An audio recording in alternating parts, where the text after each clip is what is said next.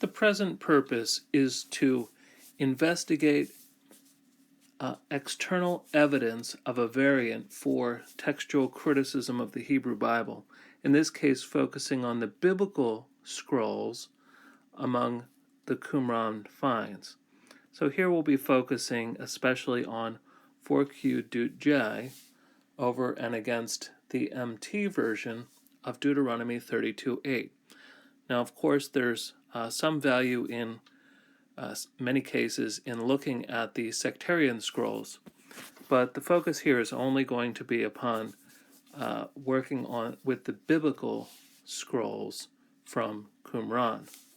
And in this case, what we're working against is in the Masoretic tradition of Deuteronomy 32, the Song of Moses, there's an account of when the Most High divided up the nations, and presumably this refers to what we call Genesis chapter 11, and here it is said that he divided them up according to the number of the sons of Israel. And so there is a text variant in the Qumran scrolls, and we're going to work on how to evaluate this category of external evidence. A large number of the biblical Dead Sea Scrolls are available now online in high definition format. It's very worthwhile to take a look at these. In this case, we're going to be looking at the fragment indicated by the arrow, and here we can see some of the other proximate fragments of this context of the Deuteronomy scroll. It's very fragmentary, but as you can see, all the letters can be clearly read. So one of the other important corroborating fragments in this case is the fragment to Deuteronomy 32:43, which offers sort of a similar textual variant, but that'll have to be investigated separately.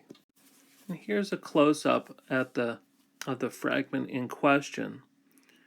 And here we can see that this fragment reads, "Sons of Elohim." And of interest is the plene spelling of Elohim using a vav. Now, you can hopefully see here, this is actually two fragments that have been put together, and you can see the tear between them. So originally, only the larger fragment was in view. So in the early 1950s, it was thought that the Qumran text read, "Sons of El," and this sort of confirmed one of the possibilities suggested by the Biblia Hebraica tradition.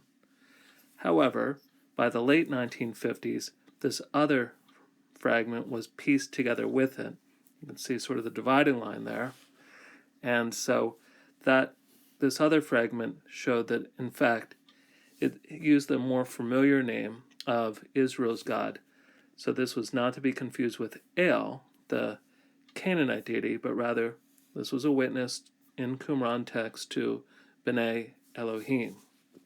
A game-changing publication for study of external witnesses to the scriptures is the publication of the biblical Qumran scrolls, which provides in a very relatively user-friendly format all of the Qumran biblical scrolls.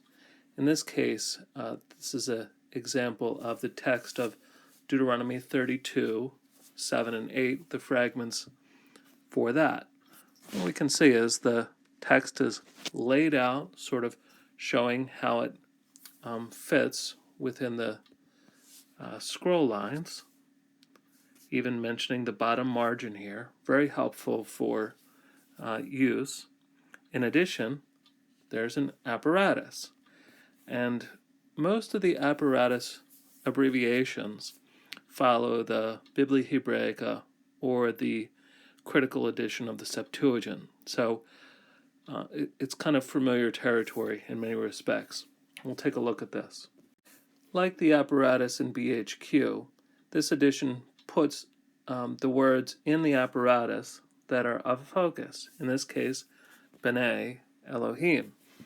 Then the apparatus begins by listing this particular witness, 4Q Dut J, and then lists the other witnesses that agree with it. In this case, only the critical version of the Septuagint, the Göttingen edition, and that reads Huion Theou. So it's again a good practice to put in straightforward English in our studies an interpretation or decoding of the apparatus. So in this case, this fragment agrees with the Göttingen edition of the Septuagint, which reads Huion Theou. So the thought there is that the Vorlage of the Septuagintal translator must have been the same as this, namely, sons of Elohim. And then there's a parenthetical note here, and this means that we need to also compare later Septuagintal variants, which instead of having bene, have angleon. And specifically, this can be found in several codexes like Alexandrius, Vaticanus, as well as various other Septuagintal readings. Now, then there's a alternate tradition. So it says, for Bnei Yisrael, see, and then it's listed, again, using the same kinds of abbreviations that are familiar with to us from the glossary of the BHS, though here we can consult the glossary of this actual text. So that is, there's the opposing reading, Sons of Israel, in the Masoretic text, in the Samaritan Pentateuch, the Targum, Peshitta, and the Vulgate. At the bottom of the page, I've just included the Biblical Qumran Scrolls publication to compare to another helpful and very affordable publication. The publication known as the Dead Sea Scrolls Bible is an English translation of all of the Qumran manuscripts. And so here you can see the translation of Deuteronomy 32:8 ends with children of God. And all of the sort of gaps are marked by these very common brackets with a reconstructed text, usually taken from the Masoretic text, put in between. And additionally, the Dead Sea Scrolls Bible also has a very brief apparatus, in this case telling us that this fragment, 4Q Dut J, agrees with the Septuagint, period, and then for an alternate reading, namely Children of Israel, compare the Masoretic text and the Samaritan Pentateuch. So this is a very affordable text and one which can serve as a sort of a index, I suppose, for external, for doing studies on external evidence of variations as they relate to the Dead Sea Scrolls biblical texts.